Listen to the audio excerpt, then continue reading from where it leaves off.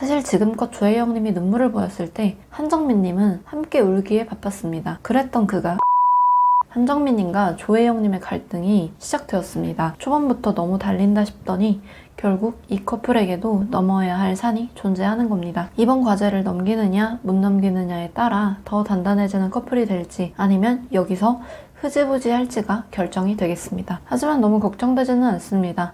비 온 뒤에 땅이 더 굳어지는 법이니까요.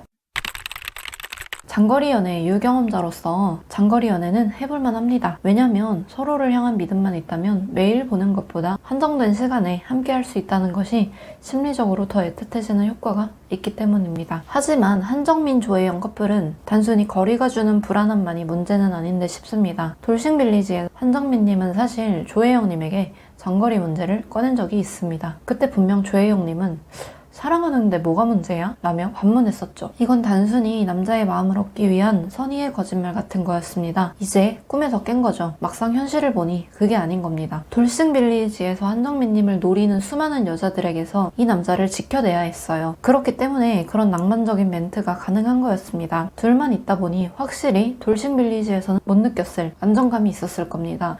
그리고 경쟁 상대나 비교 대상들이 없다 보니 이 남자를 훨씬 객관적으로 바라보게 되었을 거예요.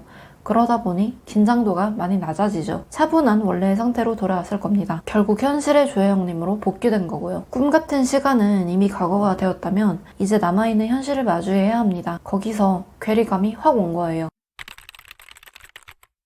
연애만 할 거였다면 장거리는 문제가 안 됩니다. 그런데 조혜영님이 이렇게까지 고민을 한다는 건 재혼을 생각하고 있기 때문일 겁니다. 그건 한정민님도 마찬가지고요. 하지만 이번화 마지막 장면에서 한정민님은 다시 결혼할 생각이 없다라는 말을 합니다. 이건 아마 조혜영님에게 부담 주기가 싫었기 때문에 일단 한 발 뺀 것 같은 느낌이 들어요. 생각보다 여자 쪽에서 너무 부담을 느끼니까 슬쩍 발을 뺀 것 같아요. 조혜영님이 장거리 문제에 대해서 초반에 사랑하니까 문제가 안 된다고 했던 식의 선의의 거짓말과 같은 개념이라고 보시면 됩니다. 조금 걱정되는 포인트가 있다면 바로 한정민님의 속마음입니다. 한정민님은 조혜영님과 노천탕에서 이야기를 나누다가 눈물을 보이는 조혜영님에게 매일 울어 라며 핀잔 아닌 핀잔을 줍니다. 한정민님은 눈물에 조금 질려하는 남자라고 보여집니다. 돌싱빌리지에서의 장면을 떠올려 봅시다. 전다빈님은 거의 매 회차 눈물을 보였습니다. 남자 출연자들 중 유일하게 한정민님만 전다빈님에게 그만 좀 울라고 부탁했었죠. 우는 걸 뭐라고 하는 게 아니라 웃으면서 돌아갔으면 좋겠다 라고 말입니다.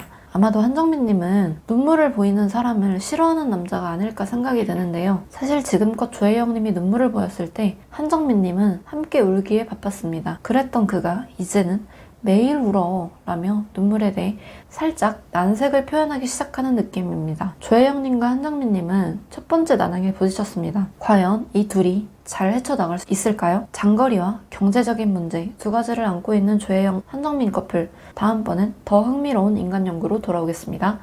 제 영상이 괜찮으셨다면 구독과 좋아요, 알림 설정까지 부탁드립니다.